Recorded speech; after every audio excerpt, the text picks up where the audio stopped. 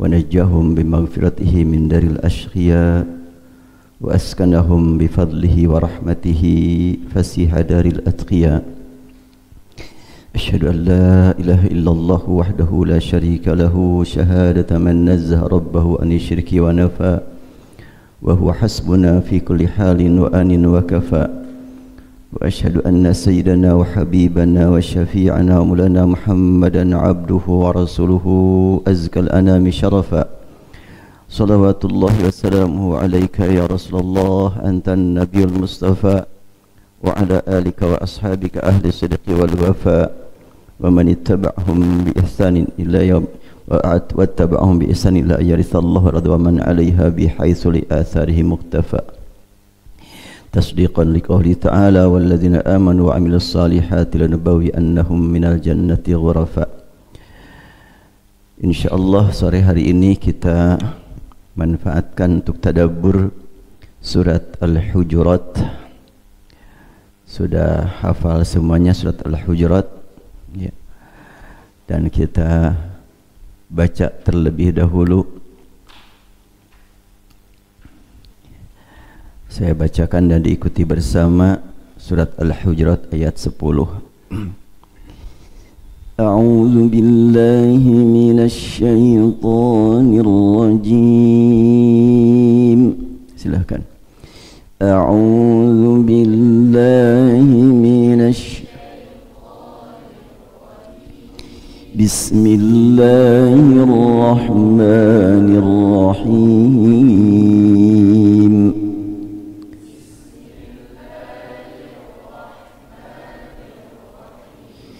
Innamal mu'minuna ikhwatun fa aslihu baina akhawaykum.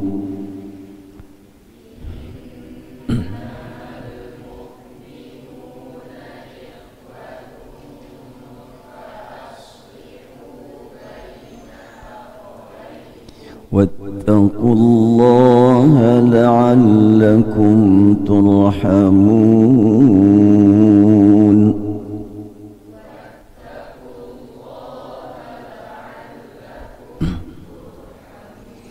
Ya ayyuhalladzina amanu la yaskhar qawmun min qawmin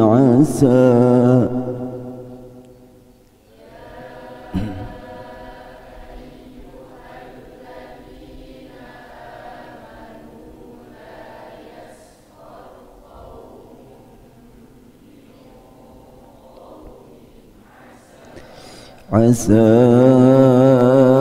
an yakunu khairan minhum wala nisa'un min nisa'in asa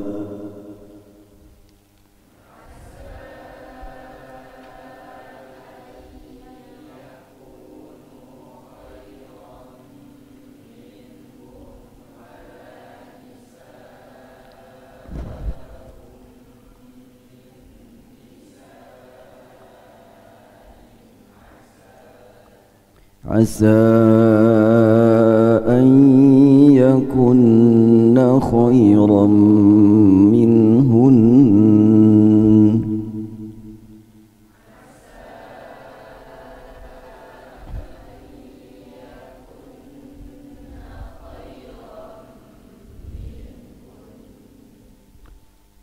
Samakan ya dengan yakun minhun, harus sama.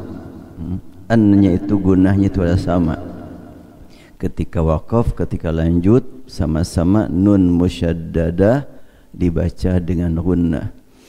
Asa an yakunna khairan minhun. Asa an yakunna khairan minhun. Wala talmizu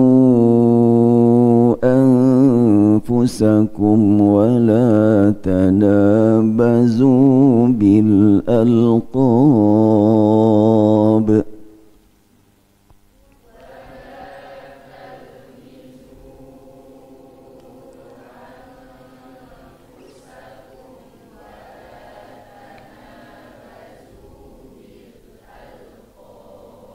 بئس الاسم الفسوق بعد الإيمان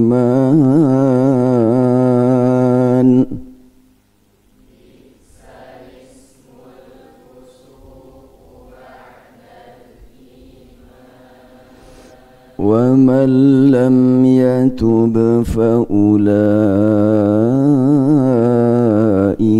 هم الظالمون.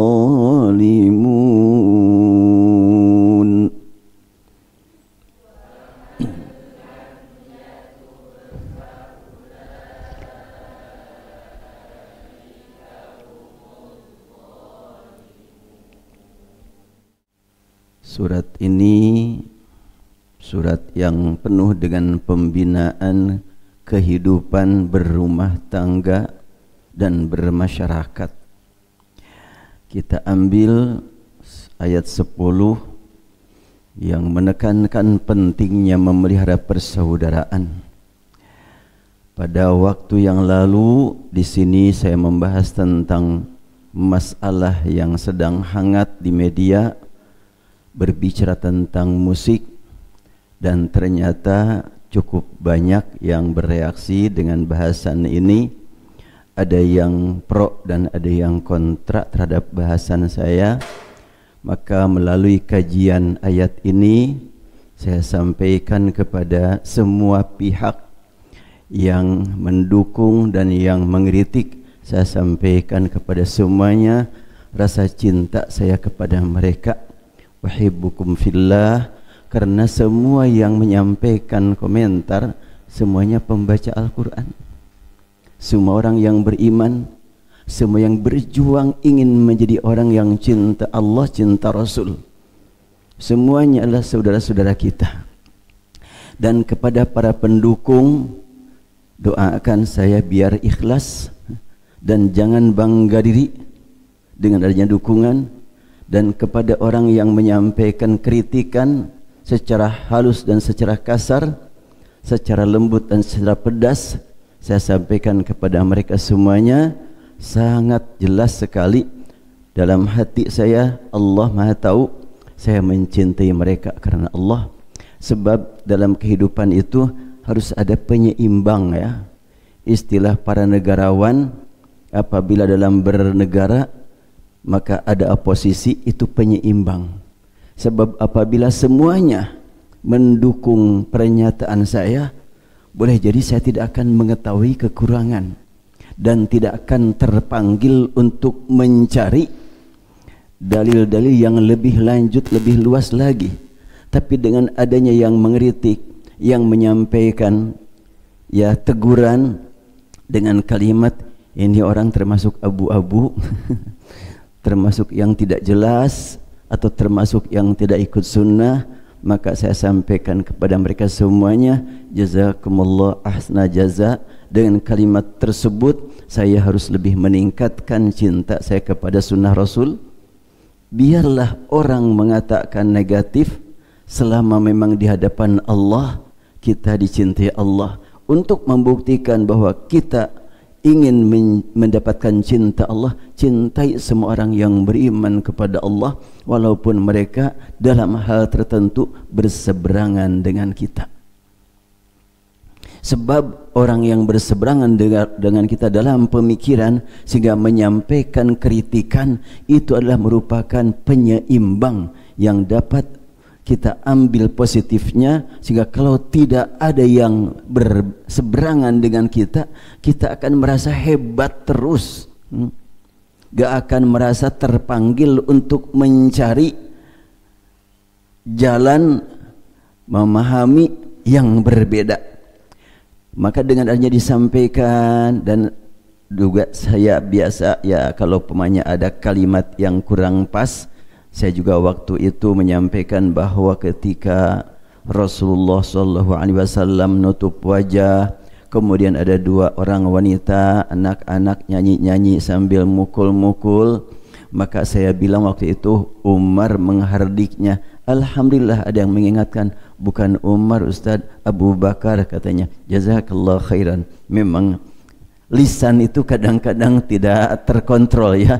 Saya maksud menyebut Abu Bakar malah menyebut Umarnya. Sebetulnya memang Abu Bakar dalam hadisnya itu. Jadi Abu Bakar melarang wanita tersebut bernyanyi-nyanyi sambil mukul-mukul, tetapi Rasulullah biarkan, da'huma, biarkan, ini adalah hari bahagia, hari Id. Itu termasuk yang sangat bermakna bagi saya apabila ada yang mengingatkan, dan itu mengingatkannya kepada saya dengan positif. Tapi ada juga yang mengingatkannya dengan negatif. Saya pun sampaikan kepada mereka bahwa saya sangat mencintai mereka karena Allah. Sebab tanpa ada yang mengeritik, tidak akan sadar-sadar ada kekurangan ya. Kita berjuang menjadi orang yang ikhlas mencintai sesama mukmin, ikhlas karena Allah. Entah yang kita cintai itu mencintai kita atau membenci kita, tapi kebencian dia hanya sebatas pemikiran. Dia pun melihat kita membaca Al-Quran, melihat kita membaca hadis, sama yang dibacanya oleh kita dengan oleh mereka, sama-sama Al-Quran. Dan munculnya pemahaman yang berbeda terhadap Al-Quran atau terhadap Al-Islam membuktikan bahwa sumber kajian kita asli Al-Quran. Sekiranya sudah tidak ada Al-Quran yang aslinya, hanya tinggal terjemah bahasa Indonesia, mungkin tidak akan muncul banyak perbedaan. Umpamanya, kalau kalimat asy-syu'ara yattabi'uhumul ghawun diterjemahkan dengan kalimat umpamanya pemusik, selesai, tidak akan ada pembahasan. Atau penyair, selesai. Tapi karena kalimatnya wasy-syu'ara dan bahasa Arab, syair itu dalam bahasa Arab tidak sama dengan syair dalam bahasa Indonesia. Sudah saya sampaikan bahwa syair dalam bahasa Arab itu mengandung ketukan-ketukan not yang teratur yang disebut dengan ilmu arud. Ilmu arud tersebut sebagai satu disiplin ilmu belakangan munculnya, tetapi sudah dijadikan pegangan oleh para penyair sejak zaman jahiliyah. Ada aturannya itu. Lalu oleh Imam Khalil bin Ahmad Al-Farahidi diberi nama, yang begini namanya Bahar Tawil, yang begini namanya Bahar Rajaz, yang begini namanya Bahar, dan lain sebagainya, sampai ada 16 nama bahar. Itu adalah ilmu bahasa syair. Nah, kalau dalam bahasa Indonesia syair nggak ada perbedaan, sebab nggak ada panjang pendek ya. Nyebut mata mau pendek maknya taknya, mau panjang maknya atau panjang taknya, nah nggak ada berpengaruh. Dasar mata maknya panjang ya, itu matanya. Nah, yang nggak lihat sama saja, mau mata atau mata. Tapi kalau bahasa Arab, mata artinya kapan, mata artinya dia mati, mata artinya kapan dia mati. Ya, begitulah. Jadi bahasa Arab tidak bisa dijadikan ukuran untuk, atau bahasa Indonesia tidak bisa dijadikan ukuran untuk bahasa Arab. Allah pilih bahasa Arab untuk Al-Quran karena sekian banyak keistimewaannya yang tidak dimiliki oleh bahasa-bahasa lain. Baik, kita kaji surat Al-Mu'minun. Jadi mengapa sekarang saya harus mengkaji surat Al-Mu'minun? Biar betul-betul dapat terpelihara nikmat cinta kita kepada sesama saudara seiman.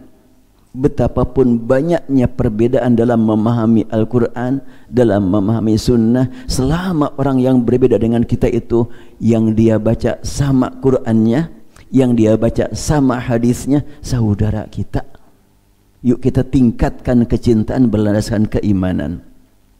Tadi ayat menyebutkan innamal mu'minuna ikhwatun fa aslihu baina akhwaikum. Semua mukminin baru dikatakan mukminin kalau memang dapat mewujudkan persaudaraan. Kalimat ikhwatun beda dengan teman ya, pertemanan beda dengan ikhwatun. Ikhwatun itu persaudaraan. Persaudaraan seakan-akan semuanya seayah seibu. Ikhwatun. Ikhwatun itu meliputi jumlah banyak laki-laki perempuan. Kalau laki-laki saja ikhwanun, kalau akhwat saja akhwatun, kalau laki-laki dan perempuan ikhwatun. Ya.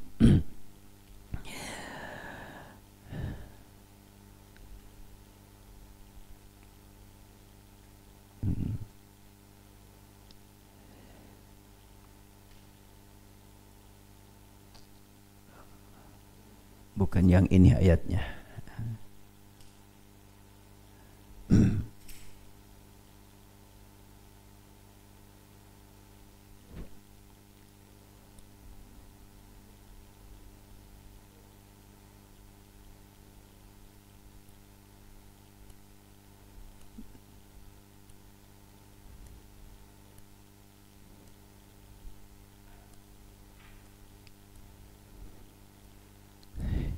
Allah Subhanahu wa ta'ala menjelaskan tentang hakikat persaudaraan dalam Islam.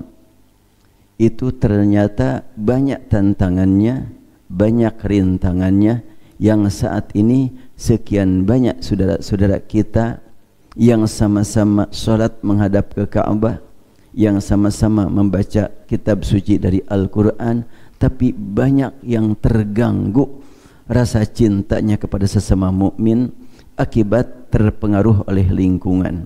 Ini yang patut kita jaga, yang patut kita pelihara, tidak terbawa oleh lingkungan yang negatif ya, tapi boleh kita terbawa atau harus kita ikut lingkungan yang positif yang memberikan manfaat kepada kita. Oh, ini masih surat Yusuf nih.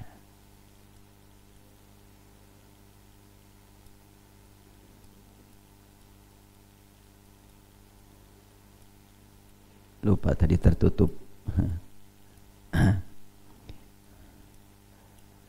Innamal mu'minuna ikhwatun fa aslihu baina akhwaykum wattaqullaha la'allakum. Ini kelewat lagi nih.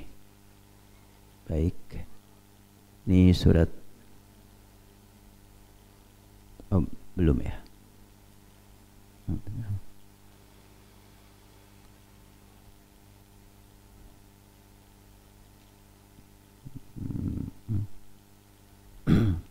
Tadi sudah disiapkan ketutup.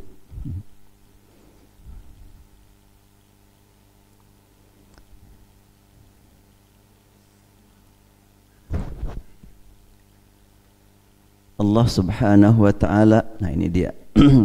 Innamal mu'minuna ikhwatun fa aslihu baina akhwaykum wattaqullaha la'allakum turhamun.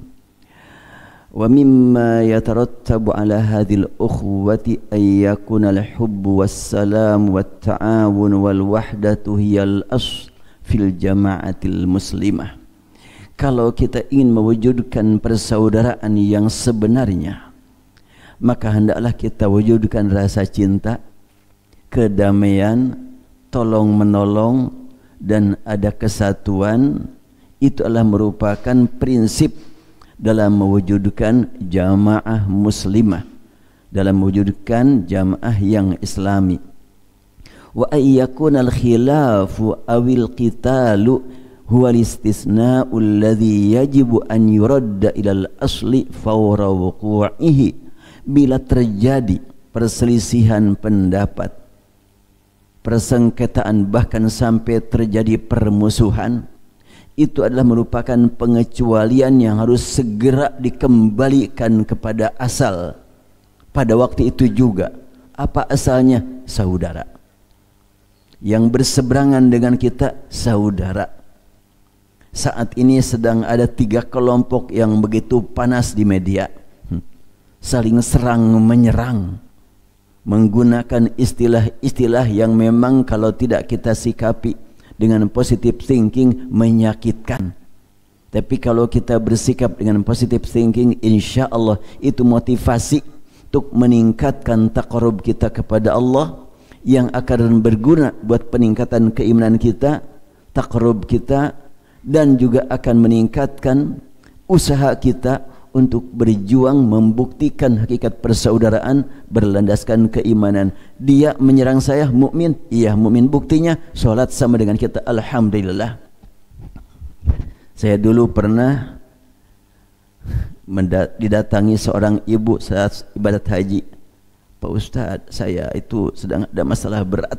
Ada apa? Suami saya. Emang kenapa? Dia mah pemahamannya kacau. Kata dia, ini kata isinya ini. Dia suka sholat, rajin sholatnya, alhamdulillah. Saya bilang dia suka sholat, tapi pemahamannya kacau sekali. Apa saja kekacauannya? Sebutkan satu persatu. Dia aktif ke masjid, dia ketua DKM, alhamdulillah. Udah saya katakan alhamdulillah semuanya. Tapi dia kalau saya katanya mendengar radio ini, tapi langsung dia tutup, langsung dia ganti dengan yang lain. Saya bilang ikuti dia, baru tanya kepada dia. Apabila ibu tidak ngerti, posisikan diri ibu sebagai murid, dia sebagai guru, tanya dia, gini maksudnya apa nih? Ini saya nggak ngerti ini. Dia akan bahagia ditanya tentang masalah yang ibu betul-betul tampil sebagai yang tidak tahu. Jangan ibu tampil sebagai yang ngetes, yang nguji. Beda kan? Pertanyaan ngetes, nguji, dengan pertanyaan bertanya, betul-betul bertanya. Saya pun kadang-kadang suka sadar, ini pertanyaan ini ngetes ini. Ini pertanyaan betul-betul orang mau tahu. Ya, tapi saya harus bersikap bagaimana? Sama. Yang ngetes juga adalah seorang yang beriman, saudara kita. Mampu menjawab, tidak mampu, ya sudah kita mohon maaf. Selesai, gampang-gampang saja ya. Baik, saya lanjutkan. Wa ayyastabaha fi sabili taqririhi qitalul mu'minil akhirina lil bughat min ikhwanihim liyarudduhum ila saf wal yuzilu hadzal khuruj 'ala al asli wal qaidah wa ijra'un sarimun wa hazimun kadzalik. Bila sudah terwujud dalam satu lingkungan besar, satu negara atau satu benua, seorang pemimpin yang disepakati semua muslimin, lalu ada satu dua orang yang keluar, nah itu perlu diamankan. Perlu diamankan karena akan mengganggu yang disebut dalam Al-Quran al-bughat ya. Jadi kalimatnya, wa in ta'ifatani minal mu'minin iqtatalu fa aslihu bainahuma fa in baghat ihdahuma 'alal ukhra faqatilul lati tabghi. Nah di situ kalimat bughat yang melampaui batas, yang membangkang, yang membantah, ini akan mengganggu. Itu perlu diatasi, diselesaikan. Bila tidak bisa disuruh untuk bertobat, tidak bisa diingatkan, tapi malah melakukan perlawanan, ya silakanlah hadapi dengan menggunakan hukum yang ada. Wa min muqtadayati hadhil qa'idah alla yujahhaz ala jarihin fi ma'arik at-tahkim hadhi wa alla yuqtal asirun wa alla yuta'aqqaba mudabbiru tarkil ma'rakah wa al-qassilah.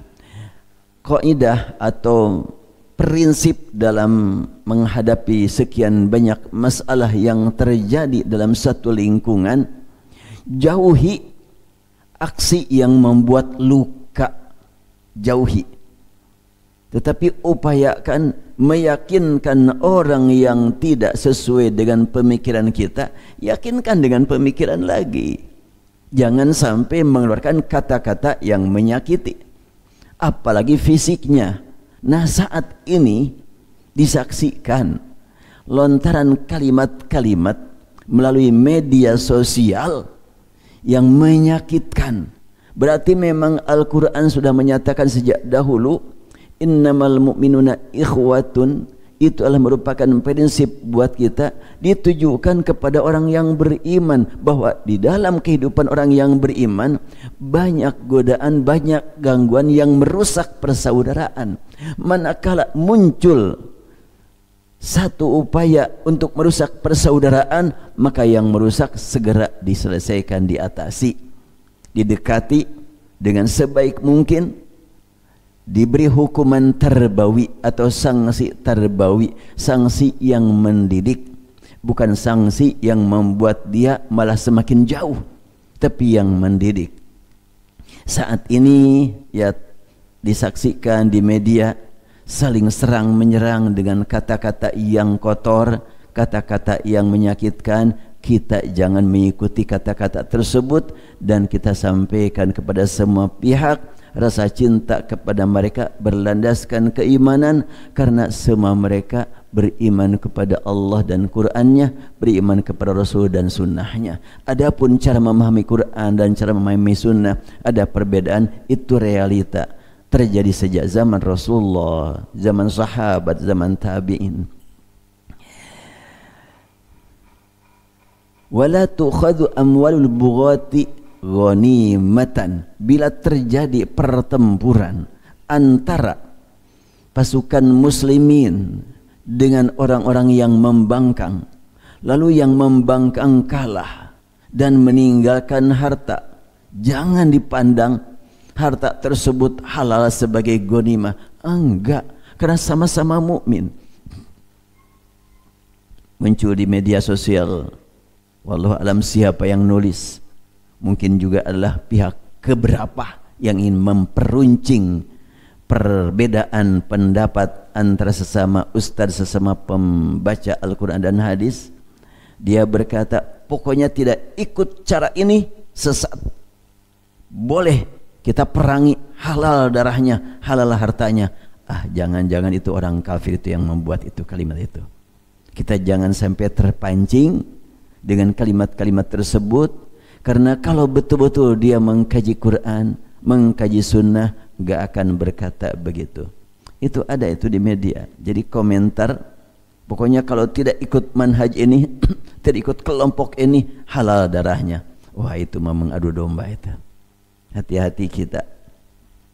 Maka kita sering-seringlah berdoa memohon kepada Allah agar umat Islam, bagaimanapun banyaknya perbedaan dalam memahami Quran dan sunnah, selama masih membaca Quran yang sama dan meyakini bahwa Al-Quran adalah segini, dari mulai Al-Fatihah sampai Al-Baqarah sampai An-Nas, tidak ada surat tambahan, maka mereka saudara kita. Ada gitu yang mengangkat bahwa Al-Quran ada tambahan, ada, namanya ada surat An-Nurain, tapi nggak dimasukkan, nggak dicetak, nggak berani dia. Nyusun surat An-Nurain. Satu lagi surat apa lupa lagi, ada 3.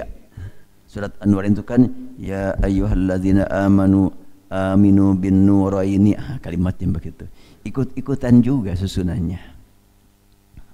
Itu dulu saya terima itu surat itu, tapi ketika kelompok tersebut meyakini ada Quran yang lain yang dia baca sama dengan yang kita baca, berarti itu adalah merupakan upaya-upaya untuk menanamkan keraguan tentang Al-Quran, tapi tidak sampai diterima oleh masyarakat banyak. Mungkin hanya doktrin internal saja. Saya sewaktu ya diizinkan Allah keluar benua ya, di sana ada yang bertanya, Pak Ustadz, betul kalau Al-Quran yang sebenarnya itu ada 3 kali lipat dari ini? Oh, Bapak bertemu dengan kelompok ini ya? Ya, katanya.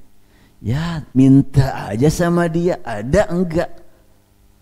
Pasti enggak akan ada, karena Al-Quran sudah menantang. Wa in kuntum fi raibim mimma nazzalna ala abdina fa'tu bi suratin min mithli. Bila kamu tenggelam dalam keraguan terhadap apa yang kami turunkan kepada hamba kami, fa'tu bi suratin min mithli, bawa sini satu surat saja yang mirip lah gitu dengan satu surat. Satu surat Quran atau kitab. Sejak awal Al-Baqarah menyebut Alkitab, belum ditemukan kalimat Al-Quran, baru kita temukan dalam ayat 185 kan. Ini ayat 24 kan. Berarti itu kitab yang dibaca, artinya bacaan dan tulisannya. Tak mungkin ada yang mampu. Baik, kita lanjutkan. Li'anna al-gharad min qitalihim laisa huwal qada' alaihim. Bila ada yang membangkang terhadap pemerintahan yang jelas-jelas diakui keislamannya oleh dunia, dia membangkang dan tidak bisa diperbaiki, tidak bisa disuruh taubat, tidak bisa diluruskan, tetap membangkang, bahkan memprovokasi, lalu diperangi. Hati-hati memerangi mereka, tujuannya bukan untuk menyampaikan kebencian, rasa kesal atau balas dendam, tapi untuk menghentikan pembangkangan. Al-gharad min qitalihim laisa huwal qad'an, bukan untuk menguasai mereka, tapi adalah supaya dia kembali kepada jalan yang benar. Wa dhammihim ila liwa'il ukhuwati islamiyah, mengajak mereka untuk supaya mewujudkan persaudaraan yang islami. Nah, saat ini gejala-gejala yang dapat membangkitkan permusuhan antar sesama muslim sudah bermunculan, dan boleh jadi, kalau tidak diyakini, boleh jadi ada upaya pihak luar untuk manas-manasin supaya berantem umat Islam. Apakah hal itu bisa terjadi? Untuk tingkat lokal bisa terjadi, tapi untuk tingkat internasional jangan harap.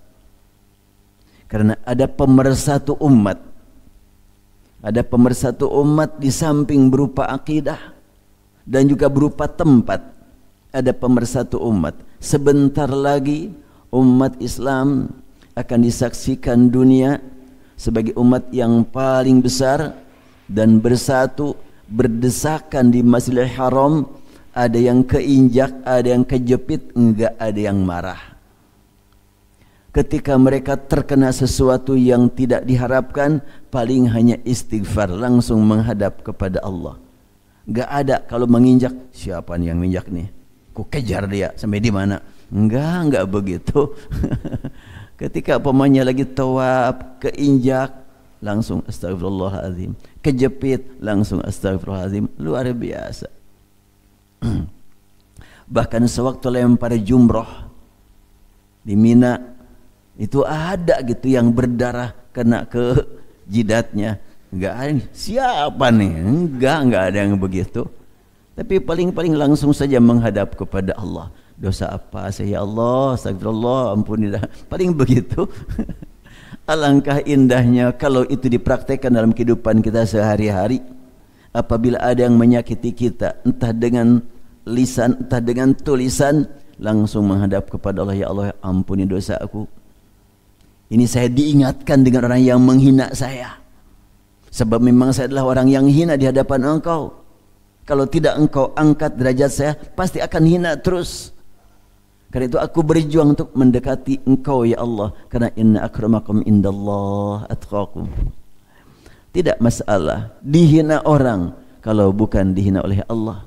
Jangan bangga diri disanjung orang kalau kita tidak mendapatkan kedudukan yang mulia di hadapan Allah. Gak punya arti dipuji orang, disanjung orang. Dan itu adalah bukti keikhlasan seseorang. Tanda-tanda ikhlas antara lain ayyastawiyalahu ayyumdaha aw yuzam. Sama saja orang yang ikhlas itu mau dicaci ataupun dipuji, enggak ada perbedaan. Nanti insya Allah kita gali lagi, kita kaji lagi tentang sifat-sifat orang yang ikhlas. Belum selesai, baru dibahas 2 poinnya kalau nggak salah. Masih ada 6 poin lagi. Bahkan dalam buku Dr. Yusuf Al-Qaradawi ada 16 poin tentang tanda-tanda ikhlas yang harus kita miliki. Wal aslu fi nizamil ummati al-muslimati ayyakuna lil muslimina fi anha'il ardi imamatun wahidah. Tadi itu bila ditemukan ada yang membangkang sampai diperangi, itu kapan bisa terjadi sampai seperti itu? Bila di seluruh dunia sudah disepakati ulama muslimin sedunia ada kepemimpinan umat Islam tingkat internasional. Kalau belum tercapai, itu bagaimana? Dan ini adalah pemahaman ulama Al-Quran yang berhubungan dengan ayat di mana turun ayat tersebut di Mekah dan di Madinah. Pada saat Al-Quran turun, umat Islam belum sebanyak sekarang, sehingga dipahami oleh para ulama tafsir kalimat fa in baghat ihdahuma 'ala al-ukhra faqatilul lati tabghi ila tabghi apa? Fa in baghat ihdahuma 'ala al-ukhra faqatilul tabghi hatta tafi'a ila amrillah. Ya. Apabila ada yang melampaui batas, membangkang, diingatkan enggak bisa, bahkan merusak, perangi. Kapan itu bisa terjadi? Apabila, kata ulama tafsir, apabila di dunia sudah ada kepemimpinan tingkat internasional, ada imam sedunia. Itu pada waktu itu bila ada imam sedunia bisa tercapai karena umat Islamnya belum sebanyak sekarang. Sekarang sudah berbeda. Apakah harus setingkat keimaman sedunia? Mungkin tercapai hal itu, mungkin juga tidak. Bila tidak tercapai, mungkinkah dipahami ada perkembangan pemahaman? Mungkin ada imam umat Islam se-Asia, se-Eropa, se-Amerika, se-Australia, se-Afrika. Bisa saja, karena Al-Quran tidak menyebutkan tingkat internasional. Tetapi dipahami seperti itu karena waktu itu belum sampai miliaran umat Islam. Sekarang sudah sampai miliaran. Dulu yang disebut dengan ijma' ulama itu tidak ada seorang pun yang berbeda ulama sedunia. Sekarang mungkin tercapai apa enggak apabila ada pemahaman satu hukum disepakati ulama seluruh dunia. Sangat sulit saat ini. Karena walaupun Indonesia sebagai negara muslimin terbesar di dunia, tetapi tentunya tidak berarti paling banyak ulamanya. Enggak. Ketika di Jeddah ada yang disebut dengan Al-Majma'ul Fiqhil Islami, itu lembaga fatwa fikih Islam di Jeddah. Syarat-syarat untuk menjadi anggota minimal, ya Quran sudah di mulut, tidak pakai mikir laginya, dan paham isinya, dan minimal hafal hadis dan paham hadis 500 hadis. Itu baru boleh menjadi anggota di situ. Apabila hadisnya masih harus buka, nggak bisa terima itu. Bisa paham hadis tapi harus ambil buka, belum bisa terima. Karena harus otomatis ketika ada masalah keluar hadisnya, bukan nyari dulu. Itu dulu saya perhatikan di lembaga fatwa, bukan lembaga ijma'. Jadi ada ijma' kan, ada fatwa. Kalau masih sekelompok itu fatwa namanya, belum jadi ijma'. Fatwa Persis, fatwa Muhammadiyah, fatwa NU. Yang boleh jadi fatwa Persis wajib ditaati oleh anggota Persis, fatwa Muhammadiyah wajib ditaati oleh anggota Muhammadiyah, tidak bisa dipaksakan keluar kan. Itu baru fatwa. Tapi kalau ijma' seluruh ulama sedunia. Dan hal ini sangat sulit, kecuali kalau sudah ada kepemimpinan Islam sedunia, kemudian di situ membuat lembaga, dipilih orang-orang dari seluruh dunia, perwakilan dari seluruh dunia, yang tentunya bukan cuma paham Quran, paham hadis, tapi paham kondisi negaranya. Sehingga apabila ada satu keputusan, apakah ini bisa diterapkan di seluruh negara atau enggak? Bila belum bisa diterapkan di seluruh negara, belum bisa jadi ijma'. Nah, ijma' itu bisa dikatakan sebagai aturan yang wajib ditaati umat Islam seluruh dunia. Itu disebut dengan ijma'. Untuk saat ini mencapai ijma' sangat susah, sulit sekali.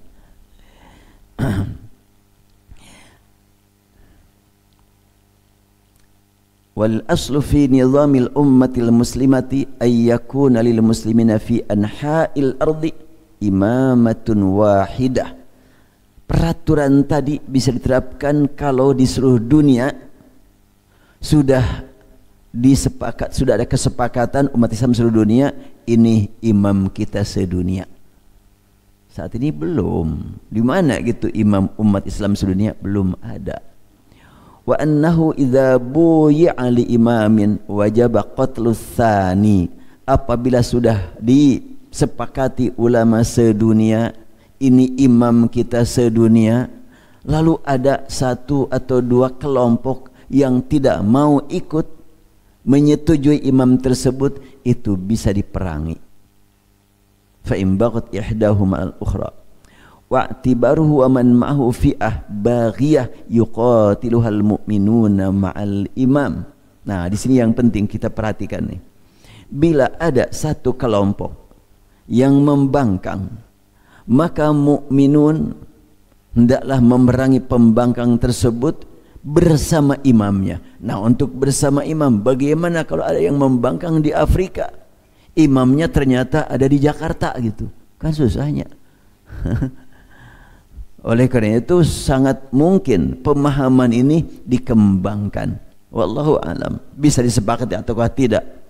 Oleh karena itu ini hanya pemikiran yang bisa saja berbeda, karena yang namanya pemikiran sangat dipengaruhi oleh lingkungan. Ini kembali lagi kepada bahwa Islam itu adalah solusi, bukan problem ya. Ketika ada perbedaan, apa solusinya?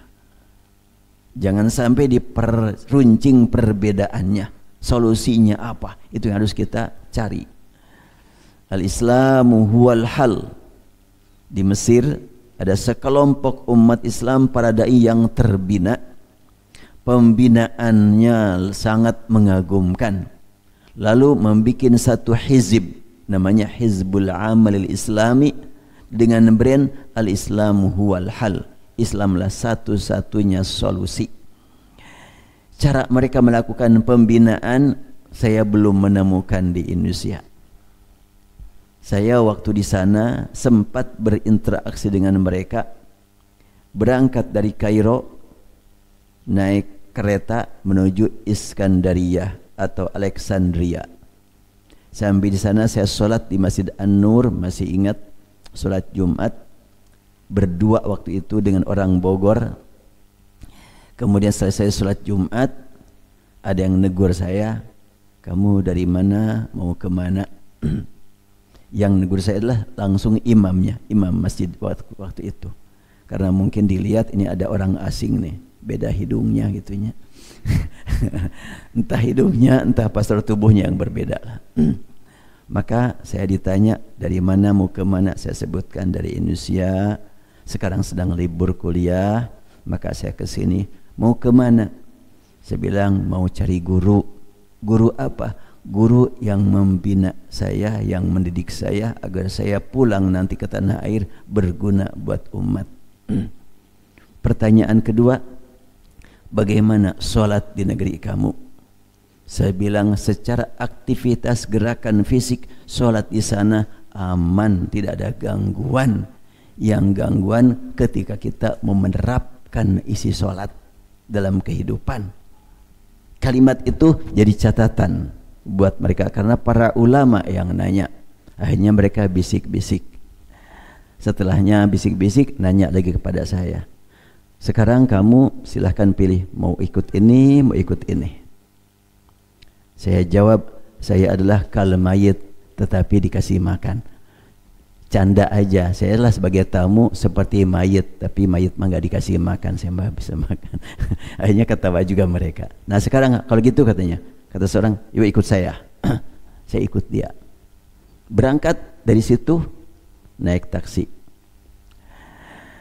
Di pertengahan jalan ngobrol dengan supir taksi. Itu supir taksi ketika ngobrol sebentar-sebentar keluar ayat Quran, ayat Quran. Ini supir apaan nih kok hafal Quran gitu. Akhirnya saya pun bercanda kepada supir, engkau ini bukan supir biasa, kalau ada di Indonesia engkau itu jadi imam kami, ulama. Ketawa dia.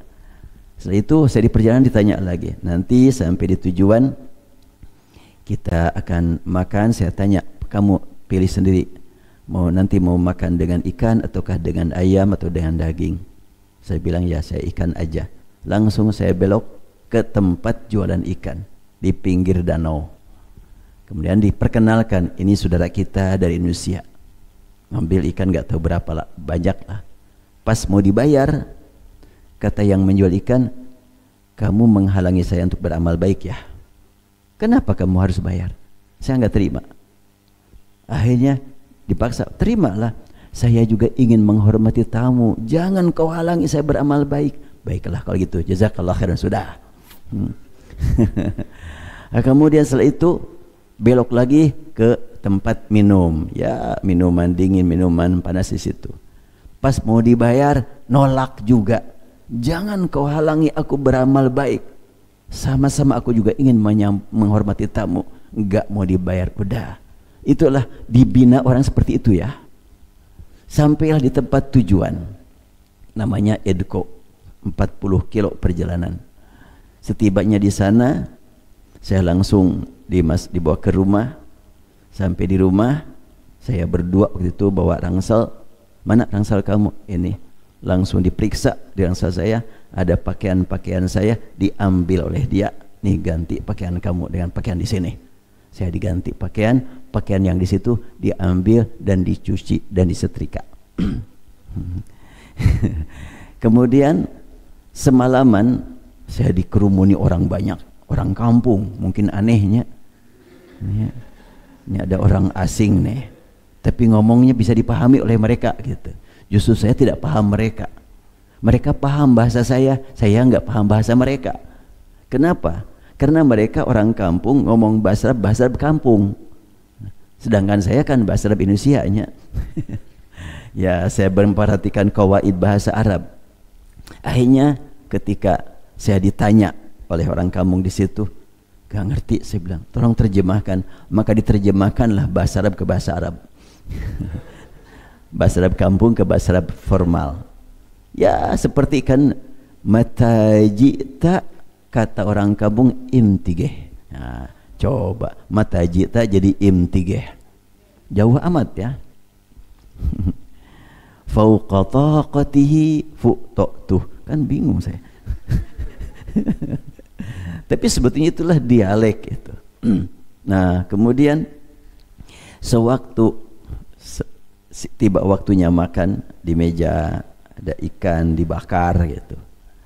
Saya waktu itu ya ambil ikan, kemudian saya makan ya yang layak dimakan, saya simpan. Yang tidak layak dimakan, itu yang bekas saya makan diambil oleh pribumi, langsung dimakan oleh dia, bersihin.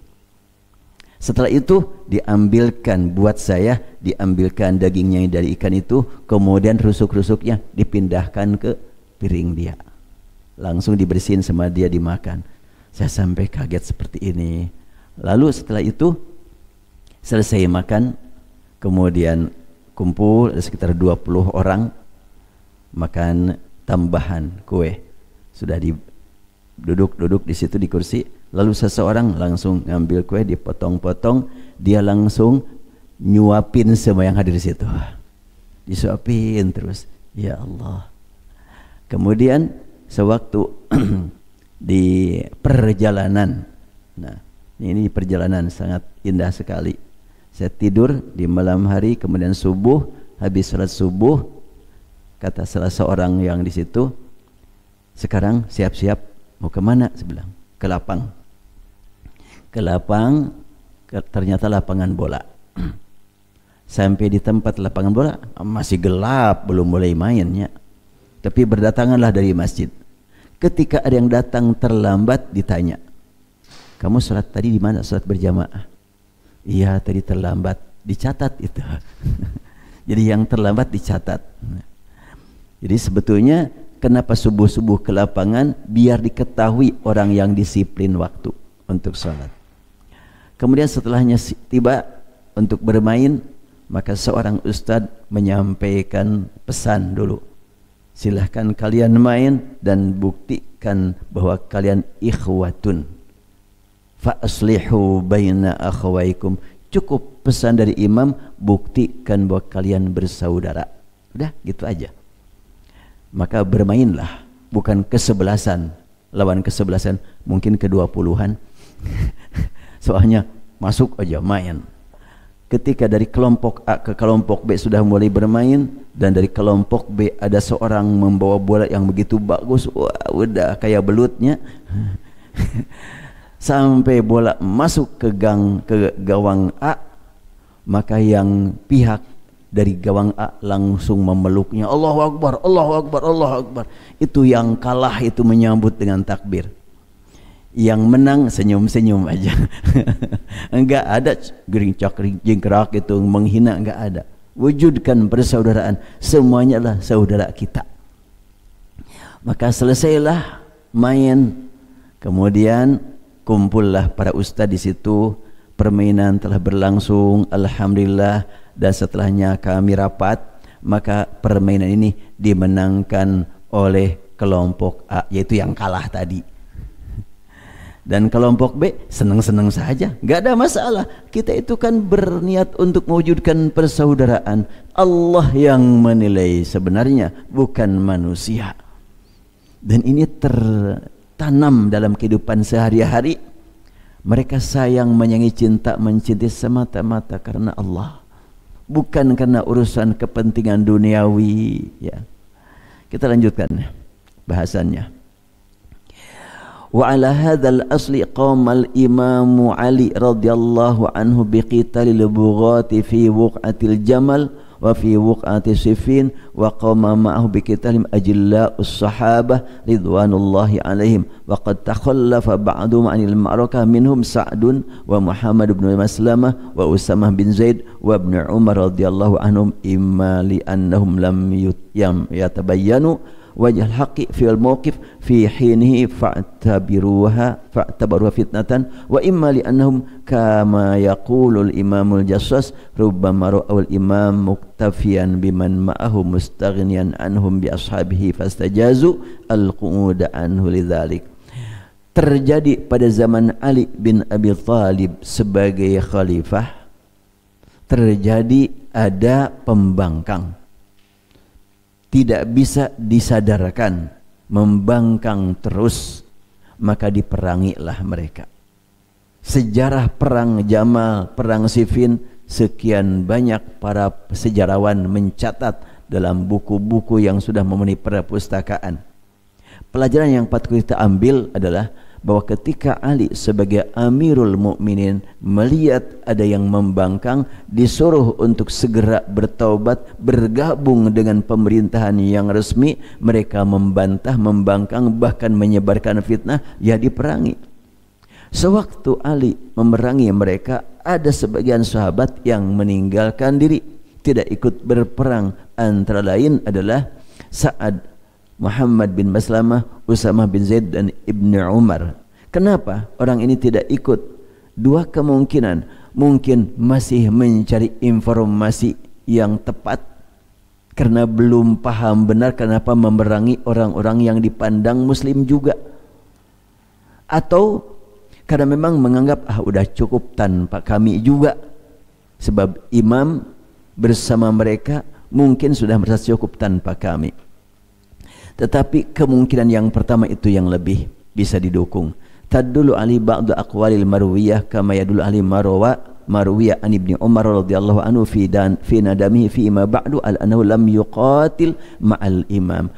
Bahwa yang pertama yang lebih bisa dipahami yaitu belum lam yatabayyanu wajh haq, karena belum bisa diketahui pas benar saya harus ikut.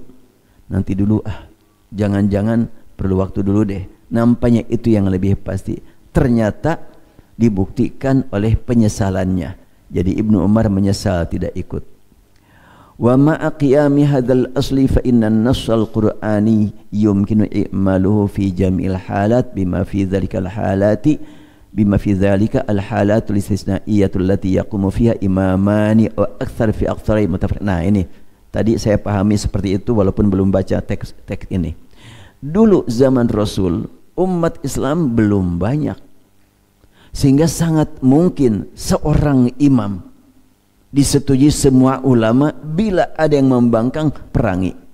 Itu zaman dulu. Tapi kalau sekarang untuk satu imam sedunia nggak gampang. 2,5 miliar umat Islam, ulamanya juga nggak tahu berapa juta ulama umat Islam saat ini. Makanya apabila ada pernyataan-pernyataan dari para pembicara tentang satu pemikiran. Ini sepakat 4 mazhab, ulama 4 mazhab. Oh, ulama 4 mazhab berapa ribu ya? Apalagi ulama 4 mazhab tanpa disebutkan zamannya. Sejak zaman adanya lahir imam mazhab, sejak Ahmad bin Hanbal sampai sekarang, sejak abad ketiga sampai sekarang, berapa juta ulama dari 4 mazhab disebut sepakat 4 ulama mazhab. Kalau sekiranya ungkapannya sepakat beberapa ulama dari 4 mazhab, bagus tuh. Beberapa ulama, jangan semua ulama. Beberapa ulama artinya ada beberapa ulama dari mazhab A, B, C, D, atau 1, 2, 3, 4. Ada ulama-ulama yang sepakat, itu bisa. Tapi sering kita dengar dalam pernyataan-pernyataan sekarang, ini sepakat semua ulama dari semua mazhab. Kalimat ini nampaknya kedorong oleh semangat positifnya, begitu ya, positive thinkingnya ya, kedorong oleh semangat. Pokoknya kita harus meyakinkan umat ini adalah disepakati oleh semua ulama dari seluruh mazhab. Berarti dari seluruh dunianya. Dari seluruh dunia sejak zaman abad ketiga sampai sekarang. Sebab ulama mazhab itu tentunya muncul mazhab itu sejak akhir atau pertengahan abad kedua. Dari mulai abad ketiga. Ada istilah mazhab Hanafi, Maliki, Syafi'i, Hambali. Bahkan Imam Hanafi itu nggak tahu ada mazhab Hanafi ya. Karena Imam Hanafi wafat pada tahun 150 Hijriah. Sedangkan munculnya istilah mazhab Hanafi belakangan, setelahnya beliau tidak ada. Makanya kalau sekiranya kita menyebut sepakat 4 mazhab, mestinya sepakat beberapa ulama dari 4 mazhab, bolehlah gitu. Nih ulamanya dari 4 mazhab. Tapi sepakat seluruh ulama 4 mazhab ini sulit untuk dibuktikan. Dan itu yang sering membuat seseorang merasa bisa meyakinkan pendapat kita benar, disepakati berlandaskan kepada pernyataan kesepakatan semua ulama 4 mazhab.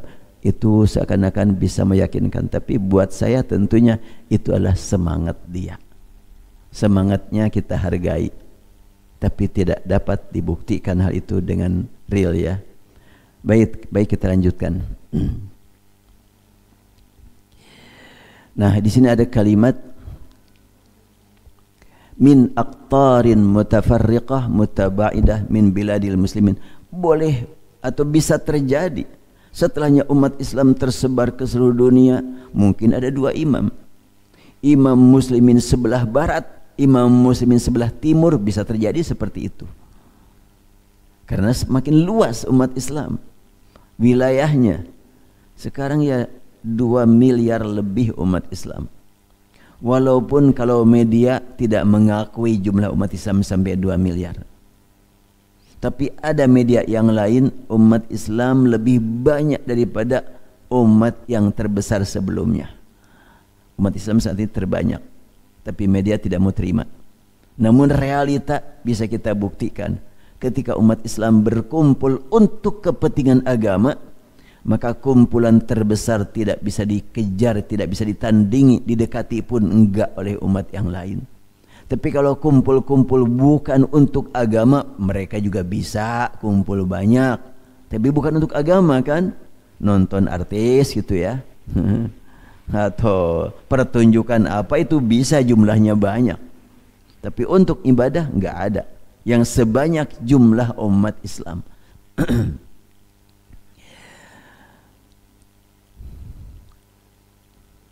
Wahya halatu daruratin wastisna minal qa'idah fawajibul muslimin ayyuharibul bughata ma'al imamil wahid idha kharajahu lil bughat alaih au idha baghat ta'ifatun ala ta'ifah min imamati duna khurujin alaihi wa wajibul muslimin kadzalika an yuqatil bughata idha tamassalu fi ihdal imamatil muta'addidah fi halati ta'adul istisnaiyah yatajamma'uhum diddal fi'atil baghiyah hatta tafi'a ila amrillah wa hakadha ya'malun nasul qur'ani fi jami'il dhurufi wal ahwal kita harus meyakini betul bahwa ayat demi ayat dari Al-Quran, sejak ayat pertama surat pertama sampai ayat terakhir surat terakhir, itu berlaku untuk sepanjang masa di seluruh dunia.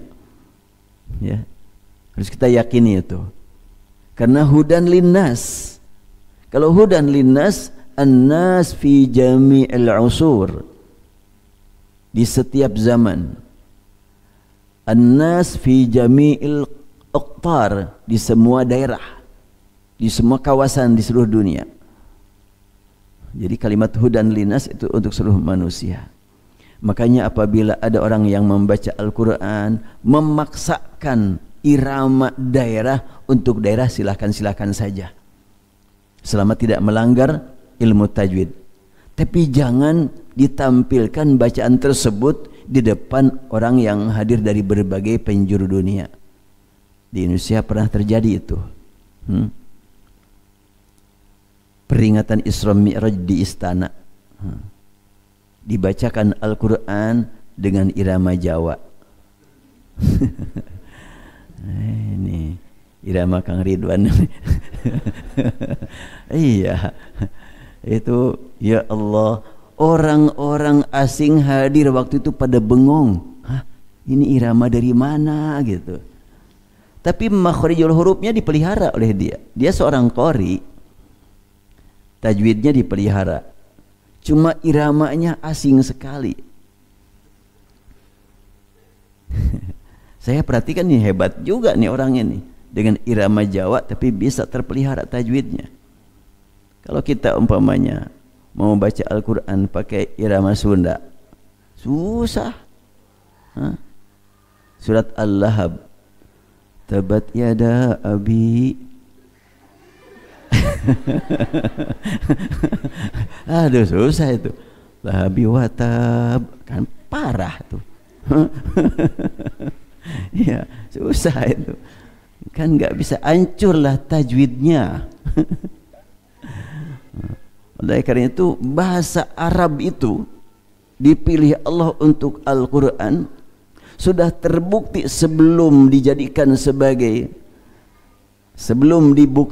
sebagai bahasa Al-Quran, bukan dijadikan, sebelum dibuktikan, karena belum terbukti sebelum turun ya. Sudah turun ternyata bahasa Arab. Inna anzalna Qur'anan Arabiyya. Sebelum turun Al-Quran, bahasa Arab sudah punya musik tersendiri. Itu yang saya angkat, kalimat itu jadi ramai sekarang di media. Ya, Al-Quran itu istilah Sayyid Qutb. Ini saya perhatikan dalam kalimat-kalimat dia.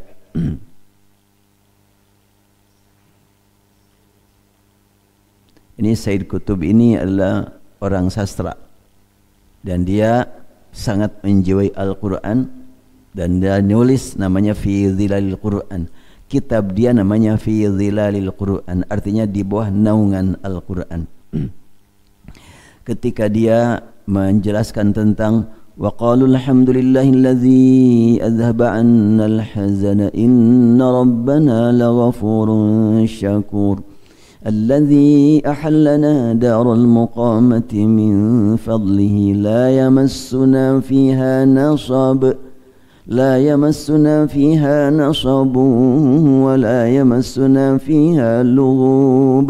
Yamassu nasab, yamassu lughub. Apa itu? Kata beliau, fal jawu kulluhu yusrun wa rahatun wa na'im. Ini suasana menggambarkan semuanya, gambaran kemudahan, ketenangan, kenikmatan. Wal alfadhu mukhtaratun litattasiqa bijarsiha wa iqa'iha ma hadzal jawil hanir rahim.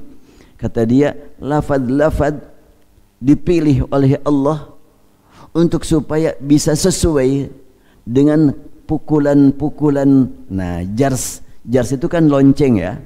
Ini litattasiqa bijarsiha, sesuai pukulannya, ketukan-ketukannya. Yamassuna fiha nasab wa la yamassuna fiha lughub. Nasab, lughub itu kan ketukan-ketukannya itu. Dia berkata hatta al-hazan la yattaki alaihi bisukunil jazim. Di sini ada kalimat al-hazan, sedih. Sebutan sedih itu langsung digambarkan tentang kesedihan bisa hilang. Tidak bisa menempati tempat pada orang yang mengatakan alhamdulillah ada sedih kecuali cuma lewat saja. Kalimatnya kan gitu. Orang yang selalu memuji Allah kalau sedih cuma dilewati. Adhaba annal hazan, Allah hilangkan hazan. Hazan sudah ada tapi dihilangkan. Kemudian diganti dengan kedudukan yang lain, muqamah, darul muqamati, tempat tinggal. Min fadlihi, dengan karunia Allah dikarunia la yamassuna fiha nasabun, setelahnya menempati tempat tersebut enggak ada capek, enggak ada bimbang gelisah ya. Ini kalimat dia. Bal yuqalul hazan bit tashil wat takhfif wal jannah darul muqamah wan nasab wal lugub la yamassanihim mujar masas. Rasa capek, rasa letih tidak menyentuh mereka, menyentuh saja enggak, apalagi membuat mereka menderita, menyentuh saja enggak. Itu pilihan kalimat dalam Al-Quran. Istilah beliau wal iqaul musiqiyyu, ketukan-ketukan musiknya, litakbiri kullihi hadi na'im ratib, litakbir kullu hadiun na'imun ratibun. Ketukan-ketukan musiknya dalam ayat tersebut menggambarkan tentang ketenangan, ketentraman, kerukunan. Biasa istilah Said Qutb dalam membahas tentang keindahan susunan bahasa Al-Quran menggunakan musik. Istilah musik yang dimaksud oleh beliau jangan dihubungkan dengan alat musik. Ya, itu kan sekedar alat. Al-Quran tanpa alat punya musik yang istimewa. Bahkan alat musik buatan manusia tidak berguna buat Al-Quran, karena musik Al-Quran di atas musik buatan manusia. Coba, barangkali di sini ada yang kenal musik.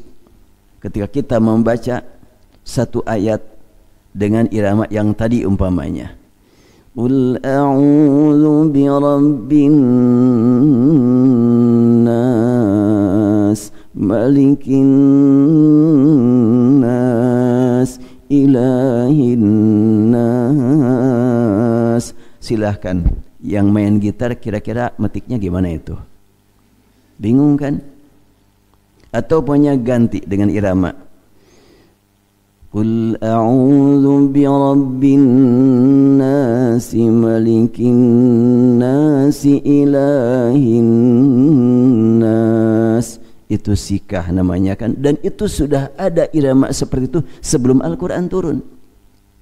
Buktinya ketika Hasan bin Thabit menyusun syair yang dibacakan saat Rasulullah tiba di Madinah, Tala'al badru alaina min thaniyatil wada', itu kan irama sikah juga, bisa diiringi dengan musik itu.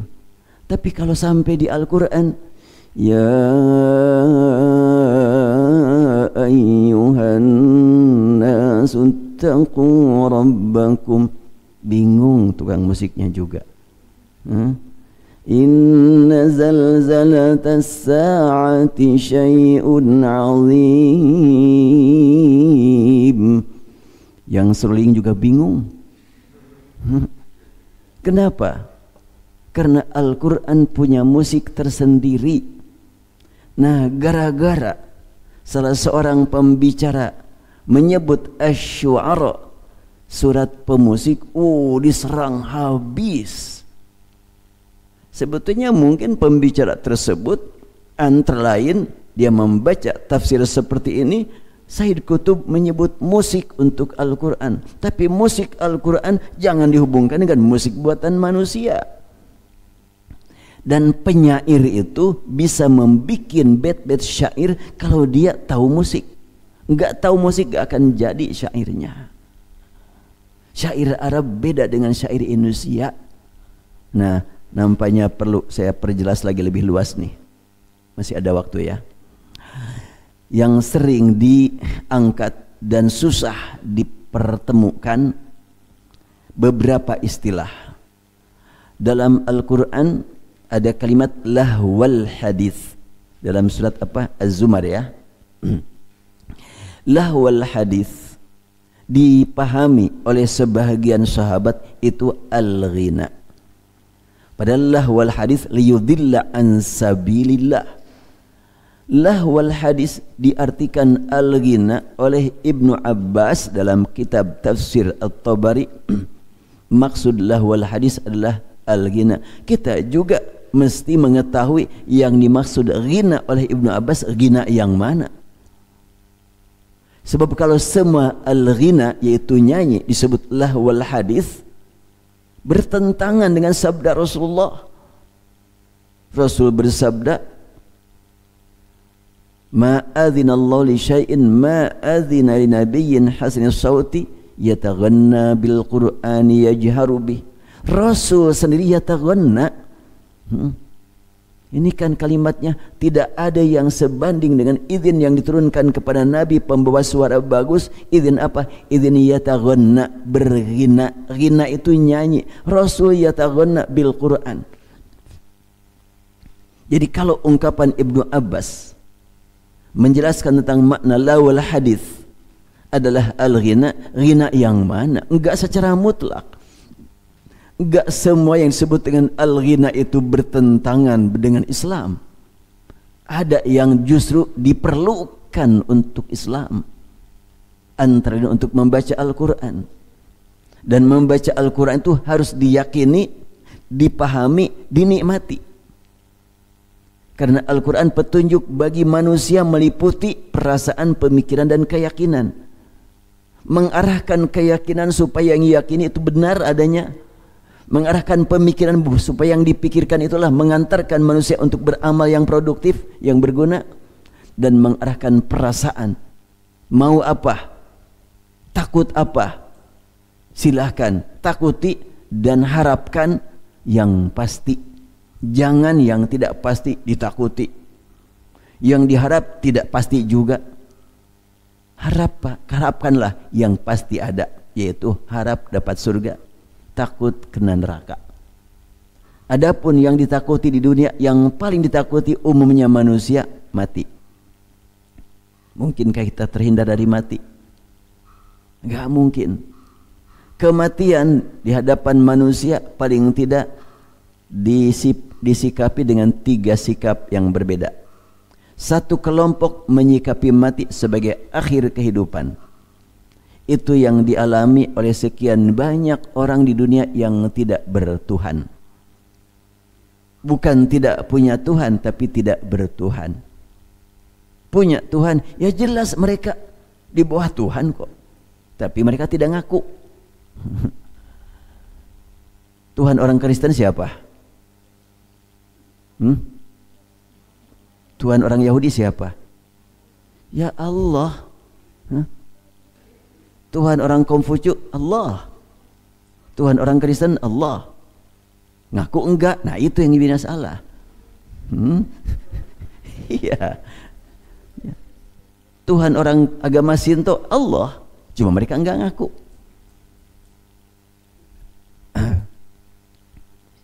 Jadi perlu diluruskan niat ketika orang berkata Tuhan orang Kristen Yesus, atau Tuhan orang agama Sinto matahari, Tuhan orang agama Buddha Hindu pamannya Siddhartha Gautama dan lain sebagainya lah gitu ya. Enggak, Tuhan mereka semuanya Allah. Hanya ada yang ngaku, ada yang enggak. Orang-orang musyrikin Quraisy ngaku Tuhan itu Allah, cuma tidak mau ngaku tauhid. Di samping mereka mengakui Allah sebagai Tuhan, juga mereka mengaku ada Tuhan-Tuhan lain. Maka orang-orang penyembah berhala di Mekah ketika disebut musyrik enggak tersinggung, memang mereka mengaku musyrik. Baik, kita lanjutkan. Nah, surat As-Saffat. Was-Saffat والصفات صفا فالزاجرات زجرا فالتاليات ذكرا الصافات صفا فالزاجرات زجرا. Ketukannya sama ya. فالتاليات ذكرا. Ini dinikmati betul oleh para seniman Arab. Dan kemudian kita baca dengan riwayat As-Susi atau riwayat Khalaf dari Hamzah. Was-saffat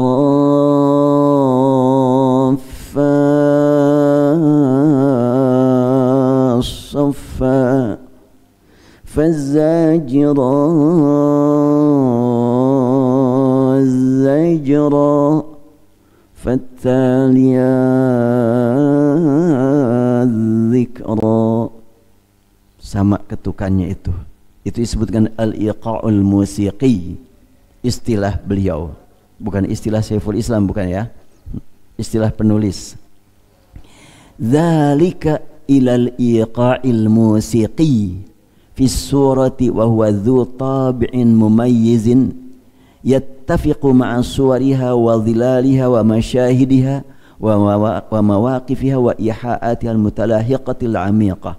Itulah ketukan-ketukan musik dalam surah yang sesuai dengan bawaan isi surah. Kalimatnya begitu tuh. Yattafiqu ma'a suwariha wa dhilaliha. Gambaran surat ini menjelaskan tentang apa? Sesuai itu dengan bacaannya, sesuai dengan pilihan hurufnya. Wala'allahu mimma yattafiqu ma'a hadis simah iftitahu surah bi'iqa'iha dzati raninin khas. Nampaknya kata beliau tanda-tanda atau ciri khas dalam pembukaan surat ini memiliki ranin. Ranin itu suara, susah yang menancap. Ranin itu ya suara, kata orang barat ngahariring. Orang barat tahu ngahariring? Kalau umpamanya lagi kita menghafal irama,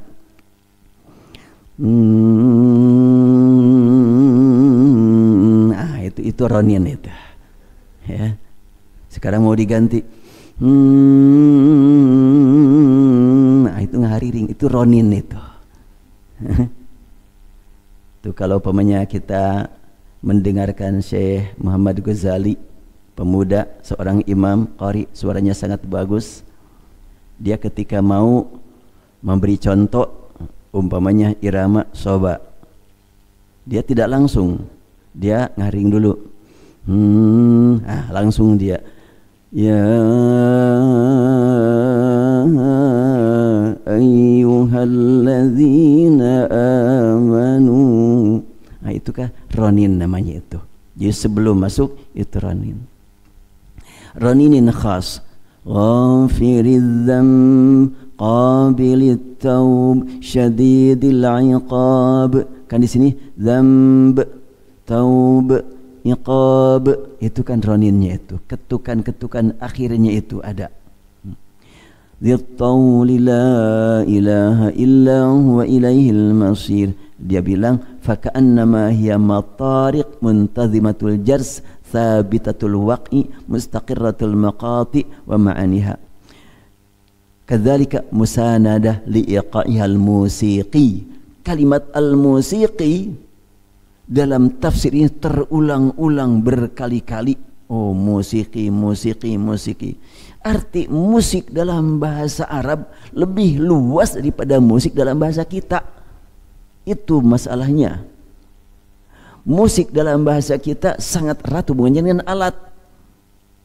Musik dalam bahasa Arab sebelum ada alat sudah ada. Itu bedanya.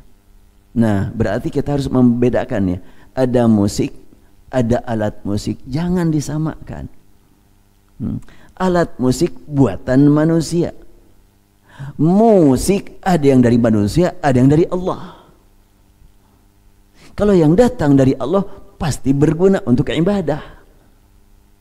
Kalau datang dari manusia tergantung penggunaan. Makanya kalau ada orang yang begitu berani mengatakan musik haram, kata haram itu hanya hak Allah untuk menetapkannya. Apabila ada kata haram dari bahasa kita, bukan haram syar'i, tapi haram terbawi boleh. Untuk haram syar'i hanya hak Allah dan Rasul yang mengatakannya. Kita tidak boleh berani-berani mengatakan ini haram nih. Apalagi mengatakan sepakat ulama. Jangan dulu deh. Hati-hati mengatakan haram seperti itu. Tapi kalau haram terbawi, boleh saja. Anak lewat, haram lewat begitu. Harus punten, itu orang Sundanya. Itu kata haram tersebut bukan haram syar'i, tapi haram untuk mendidik supaya anak santun, boleh. Haram alik, orang Arab biasa kalau melarang, kalau tidak senang keluar kalimat haram alik. Itu haram alik enggak boleh begitu dong, itu. Cuma pakai bahasa Arab kan enggak haram alik dong, enggak pakai dong. Ya, haram alik itu artinya ya enggak boleh begitu. Itu haram alik.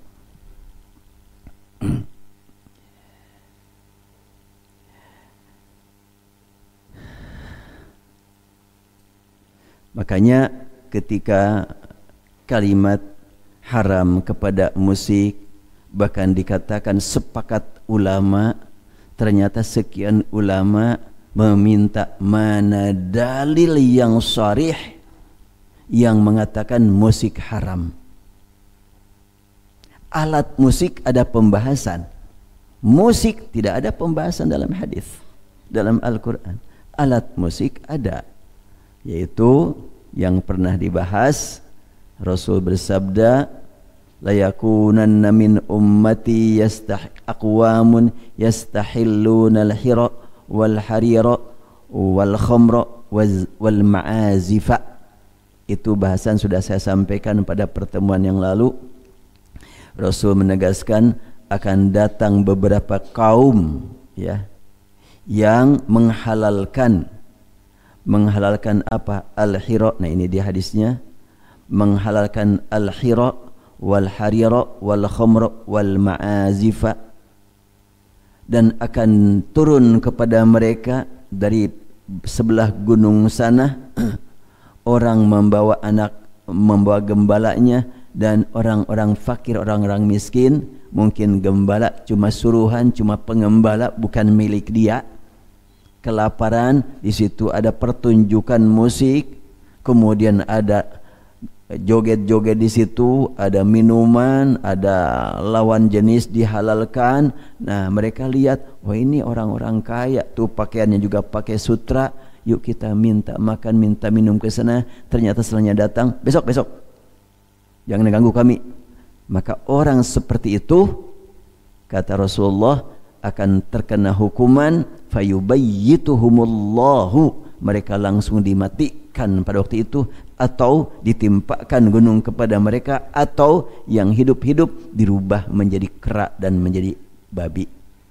Nah, ini hukuman ditujukan kepada orang yang sedang rame-rame nonton pertunjukan musik sambil minum khamr dengan pakaian mewah, pakaian sutra, dan juga melakukan pergaulan seksual secara bebas.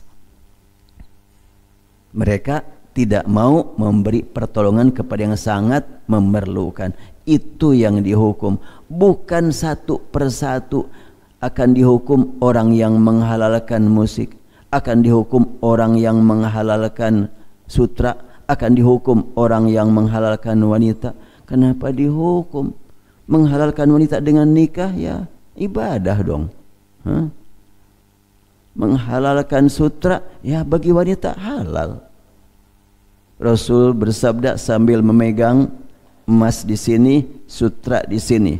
Rasul bersabda, ini halal buat wanita umatku dan haram buat pria dari umatku.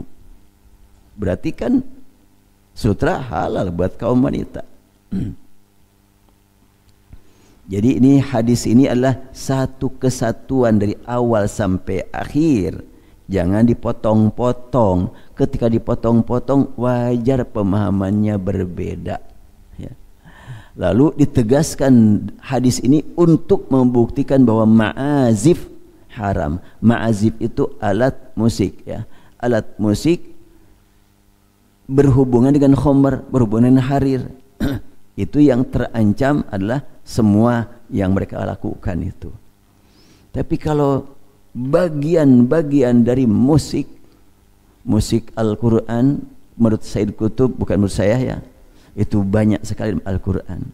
Dan pernah saya mendengar berita ada orang yang dulunya dia musisi, penyanyi, vokalis, dia main musiknya baik, ahli, suaranya bagus, bahkan dia mungkin penggubah lagu-lagunya, tiba-tiba menghilang, tidak pernah terlihat di panggung pertunjukan musik, ditunggu oleh fansnya ya, yang demikian banyak. Pas terlihat di perjalanan, oh itu tuh penyanyi yang kita cintai, yuk kita kejar yuk. Pas dikejar, langsung disusul, bang, kemana aja? Kok nggak pernah kelihatan lagi muncul untuk bernyanyi? Ya, tolong dong nyanyi lagi deh. Baik, kamu mau dengar nyanyi saya sekarang? Iyalah, udah lama, kangen. Langsung silahkan duduk yang tenang. Duduk tenang, maka orang tersebut memulai A'udzubillahi minasyaitonirrajim. Bismillahirrahmanirrahim. Beberapa ayat dia baca. Setelah itu, itulah. Ya baguslah. Tapi tolong dong. Seperti dulu juga kami senang, itu juga senang, yang dulu juga senang. Apa jawaban dia? La yajtami'u al-musiqayani fi qalbin wahid. Dua musik yang berseberangan tidak mungkin bisa bertemu dalam satu kalbu. Kalbuku kini sudah diisi dengan musik Al-Quran. Musik-musik yang lain, maaf, no way.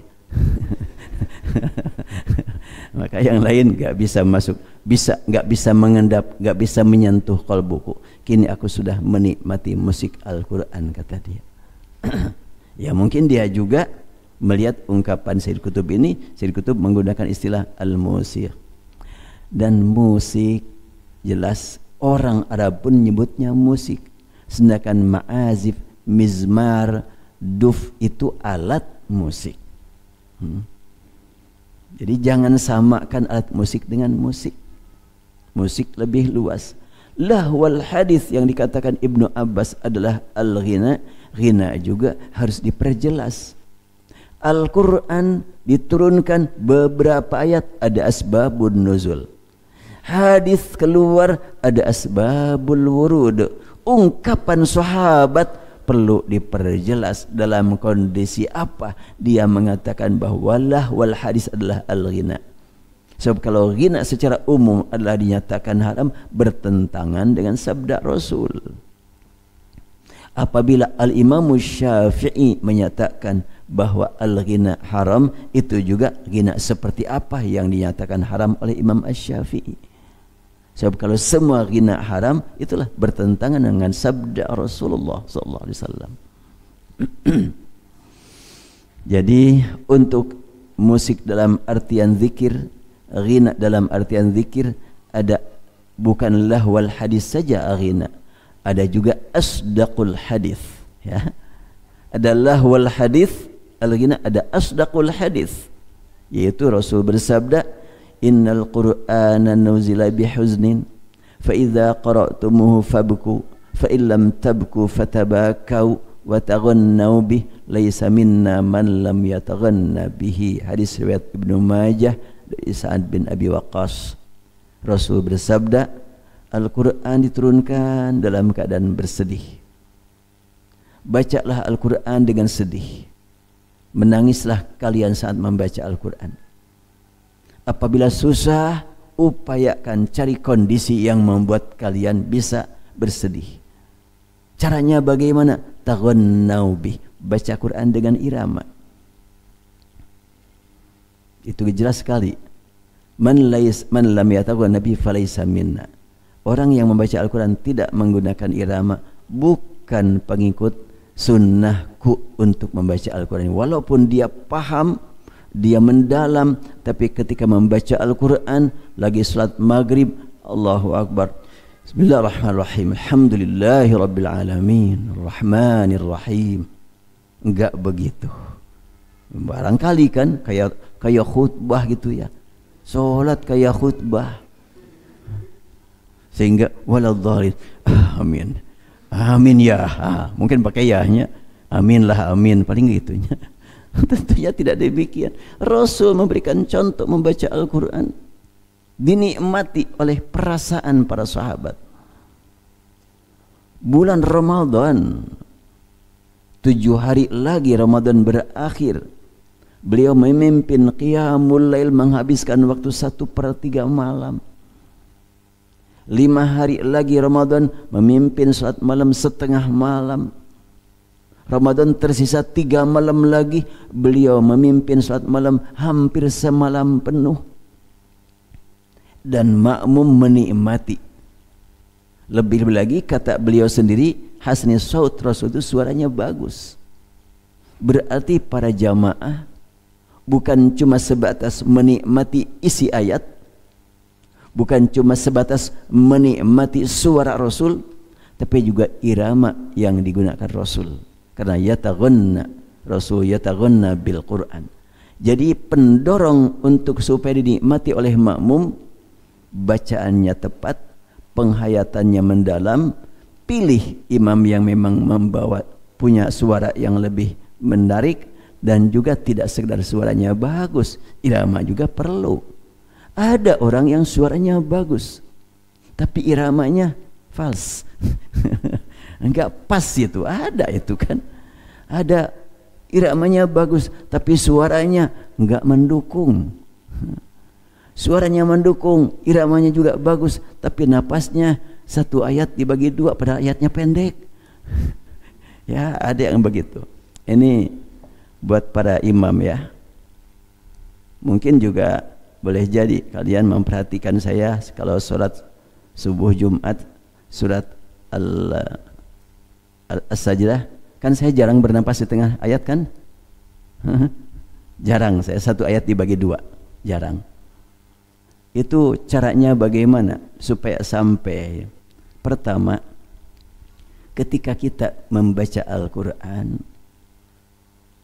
jangan sampai posisi kita dalam keadaan capek. Tenangkan, rileks. Alif Lam Mim, tanzilul kitabi la raiba fihi min rabbil alamin. أم يقولون افتراه بل هو الحق من ربك لتنذر قوما ما أتاهم من نذير من قبلك لعلهم يهتدون. Kalau tidak rileks, napas pendek. Harus rileks. Demikian juga yang tasmi di sini ya. Rileks itu supaya napas panjang. Paru-paru kita nggak akan jauh berbeda lah ukurannya. Cuma penggunaan. Jadi kalau rileks, napas mendukung. Kalau tidak sedang dalam keadaan rileks, pasti pendek. Ya termasuk di antara ustadz juga. Kadang-kadang sedang tidak rileks, pendek-pendek itu ya. Sehingga 1 ayat yang pendek, 2 kali napas, 3 kali napas. Nah, kalau pokoknya kita dalam keadaan rileks, insya Allah terdukung. Bismillahirrahmanirrahim. Alhamdulillahi rabbil alamin, arrahmanir rahim, maliki yaumiddin, iyyaka na'budu wa iyyaka nasta'in, ihdinas siratal mustaqim. Itu kan bisa terdukung gitu. Tapi kalau sedang dalam keadaan tidak rileks, enggak bisa seperti itu. Apalagi kalau kita mau membaca riwayat Warasnya, perlu persiapan nafas itu. Ya, baik. Ini dulu sudah dibahas hadis ini. Jadi kita tentu bersikap harus lebih teliti dalam mengkaji Quran, mengkaji hadis, dan saya sampaikan kembali, semoga nyampe kepada orang-orang yang satu pemikiran dan yang berbeda pemikiran dengan saya. Selama memang yang dikaji sama-sama Quran, sama-sama sunnah, semua adalah saudara kita yang harus kita doakan dengan kalimat assalamualaikum, assalamu alayna wa ala ibadillahis salihin. Dan kita wujudkan rasa cinta kepada mereka, karena kehidupan mereka sama-sama membacakan Al-Quran sebagai syiar Islam. Dan yang sangat penting, ini mohon digarisbawahi oleh semuanya, perhatikan semuanya, perbedaan dalam memahami Quran dan Sunnah membuktikan bahwa Al-Quran asli, sehingga pemahaman berbeda karena memahami bahasa asli, yaitu bahasa Arab.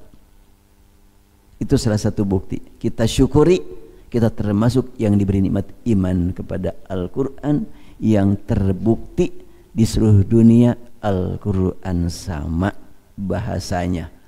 Dan memahami bahasa Allah, jangankan orang Indonesia, orang Arab pun bisa berbeda, apalagi dibandingkan antara orang Arab dengan non-Arab. Sangat wajar kalau berbeda. Sehingga dengan adanya banyak perbedaan, kita syukuri sebagai orang yang beriman kepada Al-Quran. Itu salah satu di antara yang disebut dengan positive thinking, ya. Berpikir positifnya di situ. Kemudian setelah itu kita tindak lanjuti. Siapapun yang membahas Quran, membahas Sunnah, berbeda ataupun sama dengan kita, bisa bertemu dengan mereka dalam keimanan kepada Al-Quran. Mereka beriman, kita beriman. Kalaulah tidak beriman, mereka mungkin tidak akan mengkaji, paling mengadu domba yang berbeda. Tidak mustahil. Yang manas-manasin itu adalah orang luar yang ingin mengadu domba umat Islam. Makanya kita jangan terpancing, jangan terprovokasi. Yuk kita tingkatkan kecintaan kepada semua orang yang beriman kepada Al-Quran, meski banyak perbedaan dengan kita dalam memahaminya. Dan ketika kita menemukan ada kalimat-kalimat dari yang lain yang menurut kita itu sangat tidak boleh, yang penting kita tidak ikut-ikutan.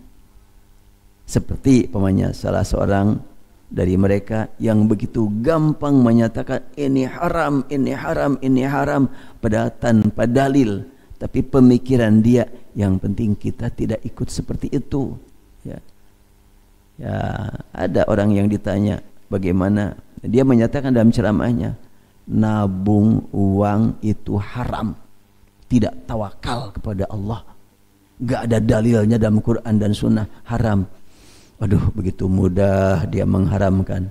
Padahal dulu Nabi Yusuf, ya, ketika ditanya tentang mimpi, dia langsung menjelaskan, kalian nanti di masa mendatang akan dihadapkan kepada musim pailit kekeringan. Supaya tidak menderita, 7 tahun sejak sekarang silakan bercocok tanam. Dan jangan dimakan kecuali sekedar menyambung hidup, karena 7 tahun berikutnya akan kekeringan. Ya, gimana ayatnya? Dalam surat Yusuf kita temukan. Nah ini dia. Qala tazra'una sab'a sinina da'aban fama hasadtum fadharuhu fi sumbuli illa qalilan mimma ta'kulun. ثم يأتي من بعد ذلك 7 شداد يأكلن ما قدمتم لهن إلا قليلا مما تحصنون ثم يأتي من بعد ذلك عام فيه يغاث الناس وفيه يعصرون. Di hadapan kita ada 3 musim. Musim kamu bercocok tanam, normal, hati-hati, jangan dimakan kecuali ala kadarnya untuk menyambung hidup. Siapkan untuk 7 tahun mendatang. Nah itu kan berarti kan nabung namanya. Wah ini Nabi Yusuf nggak tawakal ini. Nah, nggak begitu kan. Seorang nabi dia. Nah dari sini sebetulnya boleh nabung, kalau memang untuk keperluan yang sudah diprogram demi kepentingan ibadah. Tidak tepat dilarang nabung. Kemudian kalimat berikutnya, tibalah saatnya setelahnya berlalu 7 tahun bercocok tanam, dan sudah disiapkan untuk 7 tahun berikutnya tidak menghasilkan apapun, sudah disiapkan. Ada di gudang untuk gandum untuk di persiapan berikutnya. Setelahnya berlalu 14 tahun, thumma ya'ti min ba'dika dzalika 'amun fihi yughathun nas wa fihi ya'shirun. Nah, setelah itu maka datanglah am. Am itu tahun yang sejahtera, sanah tahun yang berat. Nah, untuk sanah dan am saja kalau pakai bahasa Indonesia sulit dibedakan itu. Jadi sanah itu tahun perjuangan, am adalah tahun yang ringan. Makanya dalam surat apa itu? Walaqad arsalna Nuhan ila qaumihi falabitha fihim alf sanatin illa khamsina aman. Nabi Nuh diutus dan berdakwah beliau 1000 tahun hidup bersama kaumnya.